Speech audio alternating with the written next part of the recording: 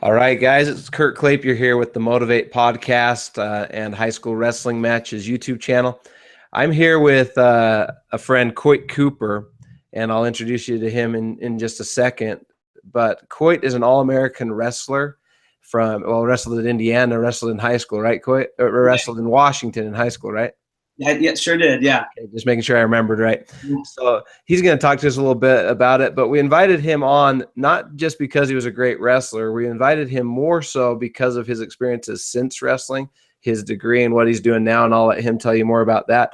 But you're going to want to stay tuned because he's got some real motivational stuff for coaches of any sport. He's got real motivational stuff for anyone who needs to market a brand, whether that be your little league football team, or whether that be your your high school wrestling program, or whether that be your new business that you're starting as an entrepreneur. He's got some great tips about that, and he's motivational, and he knows what he's talking about. He's an author and everything.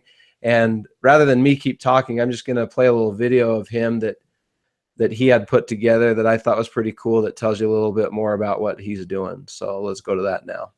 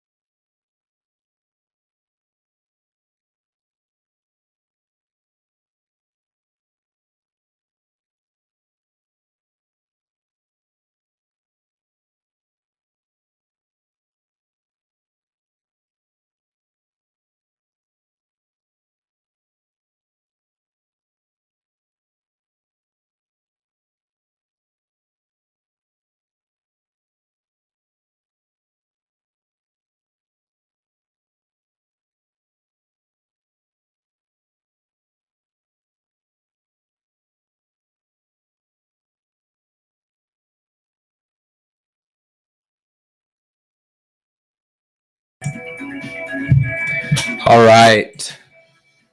So that's Coyte Cooper, people. He's an All-American wrestler from Indiana, like I mentioned before. He's now a motivational speaker and an author. And I'm going to let him tell you a little bit more about what he's got going on currently. But first, let's start back at the beginning. Coyte, when did you first start wrestling? I started wrestling when I was 5, and nobody in my family wrestled. My dad wasn't a wrestler. My mom didn't have brothers who wrestled, and so I guess in a way I'm a first generation to this sport. And I got involved because honestly I was crazy when I was little, and not rude or anything like that. But I had a way of getting hurt. I mean, I think I fractured my skull by the time I was 18 months.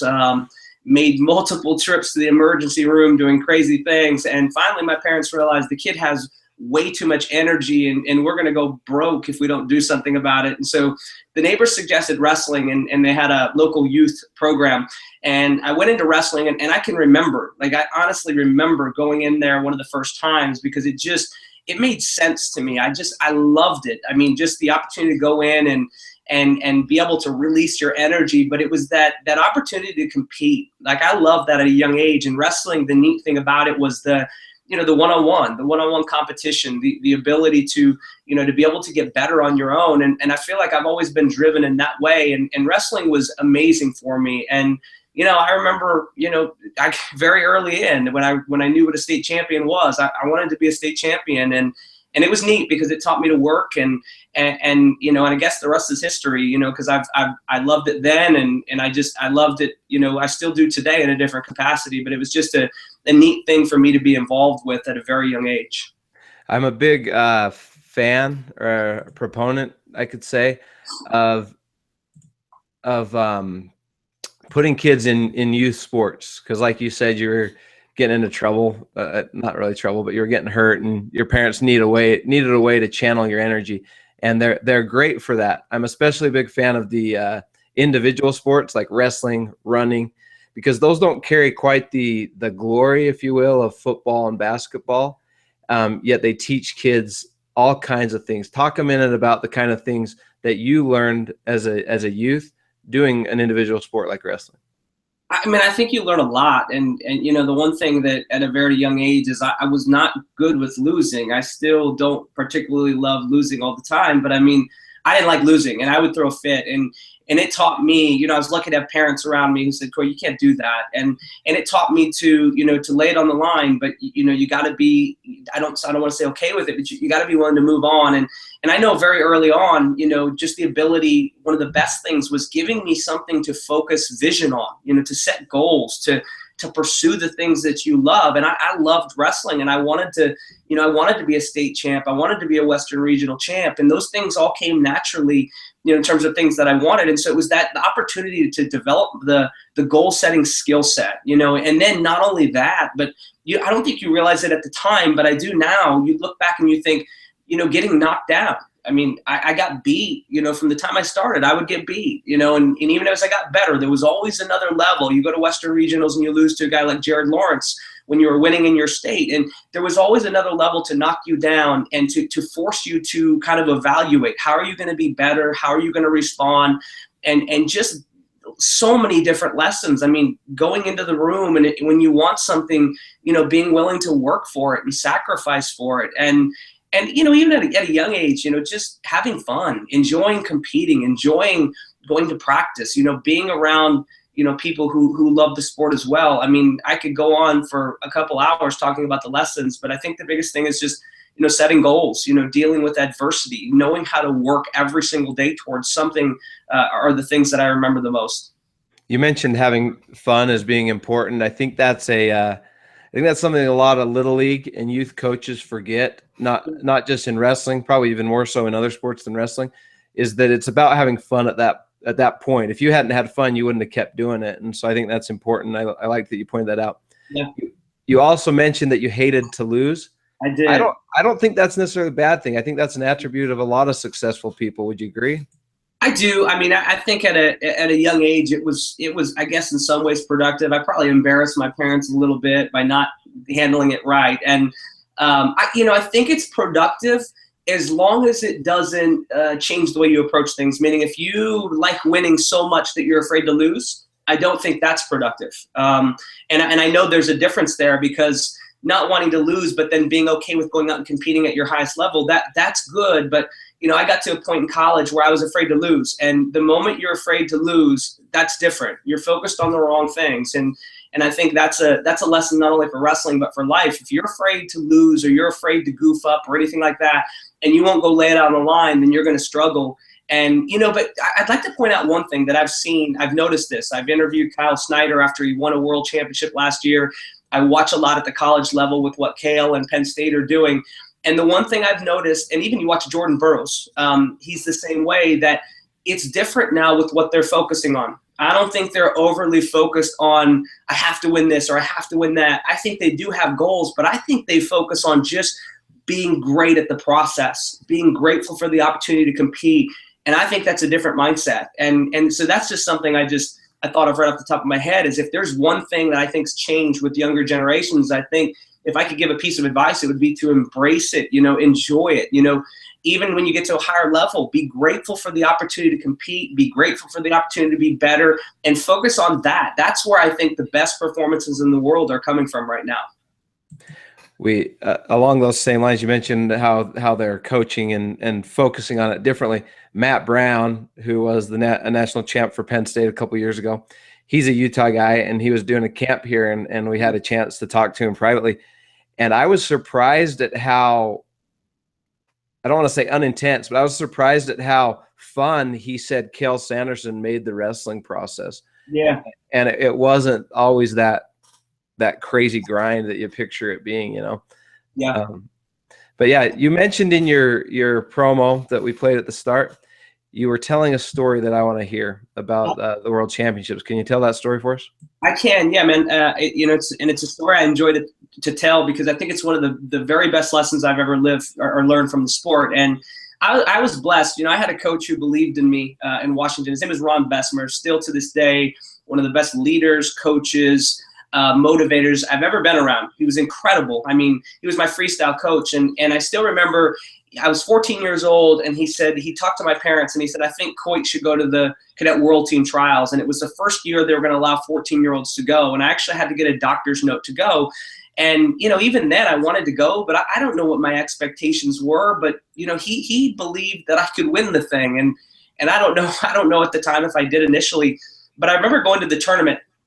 And I remember a couple things from it. First, I remember that first year going in, and I knew, you just know when you're a wrestler and you want to be one of the best, who's ranked the best. And I remember, the guy named Dave Stoltz and Stephen Bradley being ranked number 1 and number 2 in the country. And there were multiple others who ended up wrestling in the tournament. But very early on, I walked up to the bracket and I looked at it, and I realized I had Stephen Bradley, and I think he was ranked number 1 at the time. And this guy was just put together. I mean, he was jacked, and I'm just a 14-year-old who maybe hasn't completely matured yet. And I walked with the bracket, and I go, oh man, I've got Stephen Bradley. And my coach walks up to me, and he could see something in my face. And he walks up, he puts his hand on my shoulder, and he said, what's going on, Coyte? And I said, man, he said, I've got Stephen Bradley next. He's the number 1 guy in the country. And my coach looks at me and he says, no, he says, Stephen Bradley has you. And it may sound cheesy to some people now, but I remember thinking about it. I'm like, he's right, and because I believed in my coach. Like, I love the guy, and I believed him. And I went out and actually beat Stephen Bradley. I beat Dave Stoltz. I made the world team as a 14-year-old. And that's not the story I'm going to tell, because I went to the World Championships that year. I did not place. It was an amazing opportunity. I was on the team. Guys like Cael Sanderson were on that team. I had a chance to be around amazing people. And I came back the next year, though, Chicago, Illinois. I'm the number 1 guy in the country. And I remember I'm warming up, and maybe I don't know that I was super cocky, but maybe overly confident. And my coach walked up to me the very first round, and he said, you've got a kid from Pennsylvania. And he said, he's 14 and he's tough. And I remember, the crazy thing now is I don't remember most of what he said. All I remembered, I didn't hear the part where he said he's from Pennsylvania and he's tough. And that matters, right? Pennsylvania kids are tough. I didn't hear that. All I heard was that he was 14. And I remember thinking, oh, he's 14. He can't have the experience to beat me. And I think it's crazy now, right? I was 14 the year before, and I was the one winning the tournament. And I don't remember a lot about that match, but I remember this. And it's just this like out-of-body experience. I wasn't ready. And I remember looking up at the scoreboard at the end, and I lost, and it stinks, right? And I'm looking there, and in that moment, I recognize that I can't make a world team, I can't win a world championship, I can't do any of these things. And I shake his hand, he gets his hand raised, and I go to the back, and anybody who's been at Northwestern for that tournament knows there's this back facility, and I go in the back and I sit down and I just cry, you know, and I can't, you know, I've worked really, really hard for this. This is what I've wanted. I'm the #1 guy in the country. You know, I feel like I should be on the team. And I'm sitting there, and I remember anybody who's ever been there, there's that voice where you sort of question, like, should I just be done? You know, should I come back next year as a 16-year-old and lay it all on the line right now? And you're not thinking right. You're frustrated. You know, you're not getting what you want. And I don't know to this day if maybe I wouldn't have given up if I would have just sat there by myself. And as I'm sitting there, about 15 minutes later, I don't remember the exact time, but probably 15 minutes later, my coach comes over and he sits down next to me, and he doesn't say anything for a minute or two. And all of a sudden he reaches over, he puts his hand on my knee, and he says, "Coyte, you have to wrestle back." He said, "I know you won't understand it right now, but it will matter to you so much someday." And then he gets up and he walks away. And I'm like, that's it? That's all you have to tell me, is I have to get up and I have to wrestle back. And again, because this guy was so amazing at building relationships, I trusted him, I believed in him, that maybe it was just for him at first. I got up, I warmed up, I went out on the match, and I fought. I just fought. I mean, I just scrapped. I wrestled as hard as I could. Mentally, I wasn't ready, but I just fought. And I won the match, and I came back and I cried again. And I don't remember how many times I did that, but I kept fighting. And then the strangest thing happened is, as I went through the losers bracket, I started to gain momentum. I started to wrestle better. I started to gain confidence. And I came back and I took 3rd place in the tournament. And to this day, if you were to ask me my very favorite memory from wrestling, you would be surprised to say that was it. Why? Because I was ready to quit, and I didn't quit, and I fought, and I came back, and I did something that maybe in the moment I didn't believe I could do. And I believe that there was something significant about that. First, it taught me that you don't give up. I mean, you don't give up. Never do you give up. You always fight for the things that you believe in, even if in the moment you can't get exactly what you want. Because the next year I came back, I made the world team, I went over the world championships, I placed top 10, and then I went to the national tournament and I won the national tournament and I won Outstanding Wrestler. And I don't tell you that to impress you. I tell you that because I think the year before is where I earned that, you know, where I didn't give up and I fought back and I was willing to really grind for it, that I was ready to compete at that level. And that's what I tell people, is sometimes you have to do that. And I think of examples, I could give you a couple right now, but I'll start with Frank Molinaro. You know, here's a guy who just wrestled an amazing tournament to beat guys that nobody expected him to beat at our U.S. Olympic trials. And he goes to, you know, 2 of the qualifiers, because he's got to qualify to wrestle in the Olympics, even though he made our team. And he goes to the first one and he doesn't get it done. He loses to a really tough guy. Second one, same thing. And only the top 2 guys go. So he loses earlier in the tournament. And on paper, it looks like he can't go to the Olympics. Well, Frank fights back, because you don't give up, and he gets 3rd place. And then he finds out like a week later that they've done some shuffling and he's in the Olympics. And the lesson is that you don't know. And even if you can't get what you want in wrestling right now, man, the lessons that you learn for later in life are incredible. And so that's the best thing my coach taught me, is that you have to get up because it matters. And now I just know, I just get back up. You know, something happens and I don't get what I want, I just get back up. And eventually you get some pretty cool things if you're willing to keep getting back up. Before the show, you mentioned, when we were talking, when we were getting things set up, you mentioned that all that you accomplished in wrestling doesn't really matter now, other than what you learned from it. And as I listened to that story, one of the big messages I took from it was, you never know what's going to happen, which means you never quit, regardless of what has happened. Yeah. Talk for a minute to a dad who might have just lost his job, or an entrepreneur who put everything into a business and it never got off the ground, because I've been there personally. Yeah. And what have you learned from wrestling, or even from that story you just shared, that might apply to that person, or to a coach that feels like they're not having the success they wanted?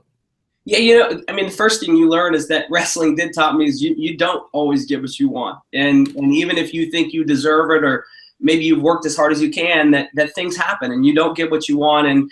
And I think that in itself is a lesson. And hopefully the people that we're talking to have had that, and they can at least take a step back and recognize that. But let me give some perspective here, right? I mean, if you're in a place where you've lost your job, or you're struggling, whatever it is, man, the best people in the world have struggled and not got what they want. I mean, Steve Jobs got fired from his own company at one point, and it was because he was a jerk, but he got fired. And he got kicked out of Apple, and he had to go and kind of reinvent himself to get to the point where he came back and he was able to achieve amazing things that are impacting the world today, and they probably will for a long, long, long, long time.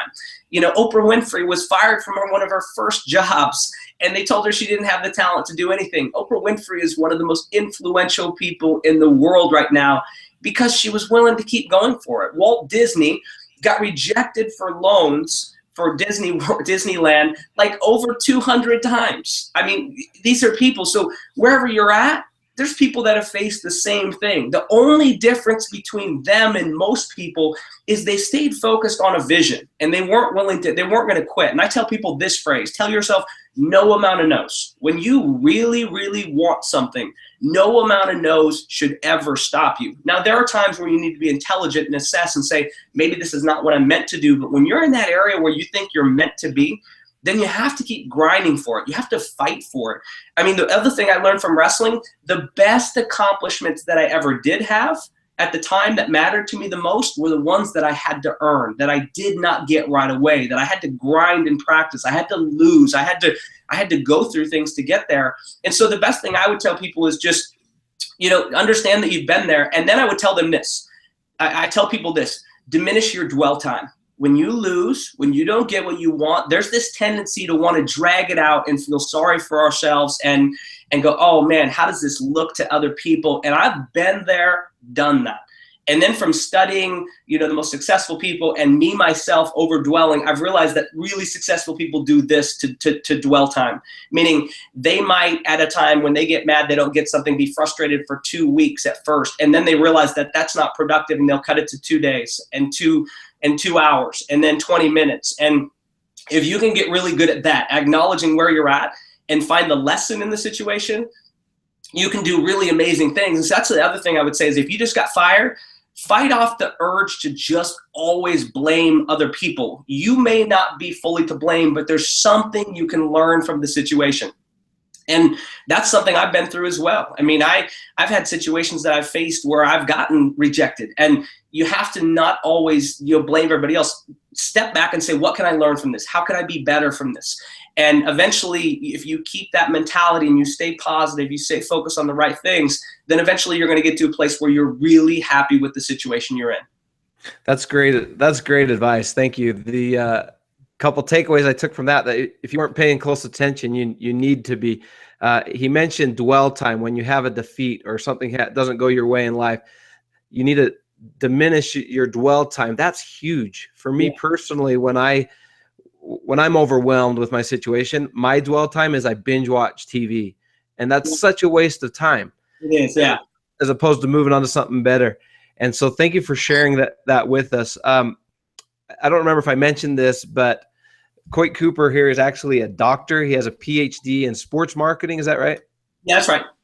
Or that's the exact title of it? Yeah, sport marketing and management, but that's pretty much what it is, yeah. And is it from Indiana or North Carolina? It's Indiana, yep. Okay, it's from Indiana.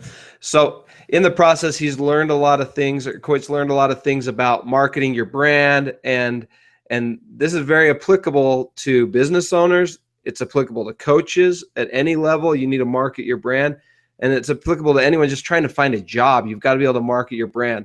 I worked in door-to-door sales for years, and that taught me just how to sell myself to people to get a good job and things like that. And so I'm going to give him a chance to talk about what Make Your Mark is and what his book is called Inspirations. But I just wanted to build that up by telling you he really knows what he's talking about. He's taught sports marketing and management. And so let's start with the book. Coyte, tell us about Inspirations. Yeah, no, it's Impressions is a book about. I'm sorry, Impressions. No worries, man. And I've done that, man. I've done interviews where I've done the same thing, and I've actually got I've got one that's worse that I'll tell you off camera. Okay. That's 20 times worse, where I embarrassed myself pretty good with a member of the Smith family. So and I don't even mind. I'd probably tell it here too, to be honest. But no, impressions is about, it's about this, right? So many people that I've worked with, and I saw this a lot with college students and even in wrestling, that we move through our days often and we don't spend any time thinking about, how our actions matter. And they always matter. You look at the most, just the coolest people in the world. And I would challenge all the viewers to do the same. Think about the people that you think of when you think of just amazing people. And when you think of these amazing people, and I think of that coach that I told you about in that story, he was very intentional about his values, about the impact he wanted to make on people. And he just moved into his days in such a unique way that he made these lasting impressions on people. And so the book, a lot of it was inspired by that. It was inspired by working with students, working with coaches, that if you are willing to really take a step back and think about the person that you want to be, there's so much power in that. And your ability to go out and, when you know your values, to live them every single day can make you so different as a human being. And that's what I want to teach people to do. I want them to teach them to build in the book it talks about personal brand, brand where you go out and people are blown away by the way that you carry yourself. And this is something that I've worked with coaches on as well in our sport, that I think it's so important that the head coaches, the leaders, are thinking about the way that their interactions, they influence people. And I think of Brian Smith at Mizzou, and Brian is amazing. And he just carries himself so good, and he creates so much energy around his program, but he goes out and he's such a great guy. And every person he meets, he's trying to make an impression on, to where they want to be a part of his program. And so that's what it's about. It's about teaching people to go out and just live at a higher level, to leave the type of impressions that will allow them to have a legacy when they're done, whenever that time comes. And so that's what the book's about. So it's about leaving good impressions, essentially. What impressions are you leaving, kind of a thing? It's hard to tell. I tell people, when you're in marketing, everybody always asks me, how did a talk go, or how did something go that you work with coaches? And I always say you have to ask the audience. But, the type of impression that I want to make is I want every person that interacts with me to think, things like, this is a high energy person. This is a person who is an inspirational person. But the most important thing for me that I want, that I'm striving, that I don't think I always get right now, is that I'm a person that adds value to the people around me. I want people to say that this is a guy that's constantly trying to make people better. And if I can accomplish those things, those values, where that becomes what people think, then I know I'm living to my potential. Because that's really what you want, right? You can focus on all the things that you want in terms of being a New York Times bestselling author, being a speaker that goes across the world. But at the end of the day, it's really about just living to your full potential and impacting as many people as you can. And so that's what I want. I want people to interact with me and say, this is a good dude that's really trying to make people in the world better. And man, he's energized every single day. He loves what he's doing. He's a great family man, great husband, father. I mean, those are the things that I want. You mentioned earlier, before we started talking about impressions, that it's important not to play the blame game, not to constantly blame everything on everybody else. If we lose our job, don't blame everybody else, and try to see what we can change about ourselves. And I know you have a program called the Impressions 28-Day Growth Challenge, because I think personal growth is huge to being able to move past that victim mentality that holds so many people back. Talk to us about your 28-Day Growth Challenge, how that works, and how people can get more information about it. Yeah, no, I've worked with people basically the past year. I've worked with them in this capacity, and the Growth Challenge was something, that I created where I thought, I want to combine this with my book, where I'm working with people to help them to just be better, and again, to live the type of life that they're charged about. And I created this curriculum, and essentially what it is it was something that I've been offering for free, where people got a copy of my book that could be involved in it, and it walks them through 4 different phases, where they start with passion and vision. What are the things that you want in your life? And then we go into gratitude week, very similar to what we just talked about. But what are the things that you're grateful for in terms of, and that gets your mind ready. And then we talk about values, in terms of who do you want to be as a person. And then final week is getting out of your comfort zone. It's just this 4-week structured curriculum that gives people a chance to be to be better, to feel energized and charged about their life. And I was fortunate. There were like 1,000 people that signed up for it last year. And that was just amazing to get a chance to work with people. And then I've transitioned that. Right now I just launched a course called The Fundamentals of High Performance. And this is very, very, a very structured approach where what I work with people on is, helping them get to where they're performing at a high level, to whether it's an athlete, a coach, an entrepreneur, an executive. I have these cohorts where I bring people together and I talk to them about world-class goal setting, establishing a growth plan. We go through and it's, how do you get the right habits? How do you schedule those things and block out distractions?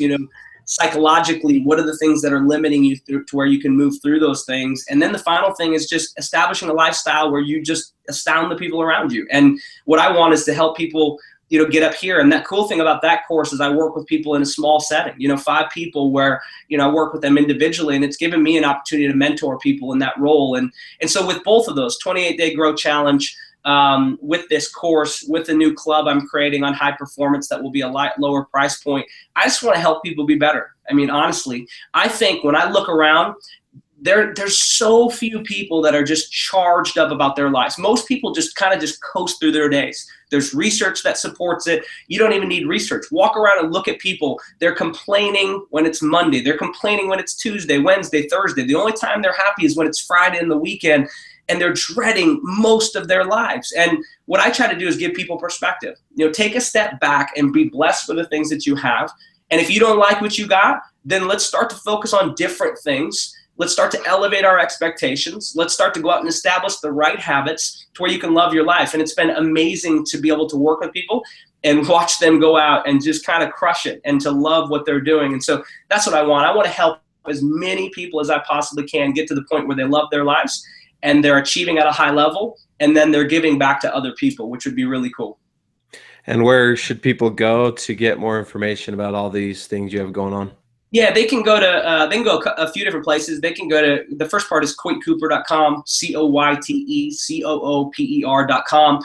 I've actually got a podcast as well. It's called Earn the Right to Live Your Dreams, where, like I talked about, I interviewed Kyle Snyder, interviewed Anson Dorrance, 21-time national champ. I've interviewed Mike Novogratz. He's a billionaire. Jordan Burroughs is coming up. I've interviewed some amazing people.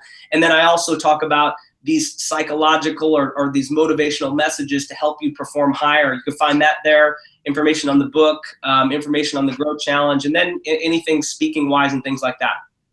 Okay, great. Well, I've listened to your podcast. I really enjoyed it. Actually, haven't had a chance to read your book. I'd love a signed copy when you have a chance. I will get you. But yeah, the podcast is awesome. I recommend all of it. And before we go, I want to give the listeners what I promised in the description of this podcast, and that's a couple takeaways that you guys can apply right now to whatever you're doing. Coyte didn't talk a lot about this, but he has is it called Best of Brand, the awards? Best of Brand Awards, yes. Uh-huh. He has a Best of Brand Awards that he helps people. He helps organizations brand their organization, whether that be a wrestling team or a youth football program.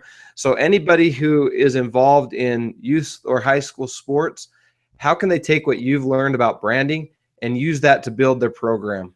Yeah, no, that's an awesome question. And again, I've been fortunate to partner with Mike Moore and the NWCA, for the last 6 years, where we met very early on. We decided that we needed to grow wrestling programs, and we thought one of the best ways to do it was to help them learn how to brand themselves, how to market themselves, how to position themselves. And we did presentations at the convention, and then we created these awards to honor programs. And so for the last 4 or 5 years, man, we've learned so much from it. I've learned that coaches, first off, are awesome. They step up, they want to grow their sport. But let me cut to it. If you want to build interest, and I don't think this is different if you're a CEO, this is not different if you're a wrestling coach, no matter what it is. One of your first jobs is to create energy around your program. And maybe that doesn't make sense to you right now, but it will when you start to position yourself. You got to get people excited about what you're doing, and you can't expect people just to come. One of the biggest mistakes that's been made in wrestling in the past and other sports is that, people should just come. They should just show up. Our sport's awesome. They should just show up. Not the way that it works. And in fact, the way that younger generations are, if that's your attitude, then you may as well fold up shop because they're not coming. So the best thing you can do is take a look at the people that you want to attract and say, how do we how do we get them interested in our product? How do we create energy around it? And one of the best things that I've learned is when it comes to that, is to have a vision for what you want to accomplish. Okay. What do you want with your program or your business? What are your values? What are you going to stand for? So two things, right? You have your goals for what you want to accomplish. And then you say, what are we going to stand for? Apple, one of the reasons why they're so effective and Steve Jobs made them effective is he knew their values. Simplicity was one of their things. Let's make it simple for people. Let's allow them be able to go out and make change the way that they want to. So know your values. And then go out and just be great at living those things and get out and try to make every person you can a fan of your program. Brian Smith, again, is amazing at this. Pat Poplizio at NC State, they're doing amazing things, is awesome at this. He goes out and he gets people excited. And that's what you have to do. Create so much energy. When you're meeting people, you're so excited about your program or your product that people feel it. When you're on social media, the same thing. Be so excited about what you do. Believe in what you do so much that people see it and feel it. Because here's what I believe. I believe there's a lot of people out there that are looking for something that they can believe in. They really want to. They want to be inspired. And if you can be that type of person, they will first buy you as a leader. And once they buy you, then they're willing to give your program a shot and everything else. And that's when you just need to make sure that you have solid product. But I think you got to create energy around your program. And then there's tons of tips we could talk about in terms of just marketing. But you got to create energy, and that starts with vision and values. And then you have to be willing to get out and try to attract as many people as you can and just constantly try to build that energy up. Awesome, Coyte. Well, thanks for your time. We've been here today with Coyte Cooper, All-American wrestler, author, and motivational speaker. And I know I took a lot away from this. Coyte, I'll put in the description for people links to your website so they can go check out your podcast and different things. Sound good? Awesome, man. Thank you so much for this opportunity. I loved it. Okay. Well, thanks for your time. And that's it for the Motivate podcast for today, May 27th, 2016. Everybody get out there and motivate yourselves and motivate others. Have a good one.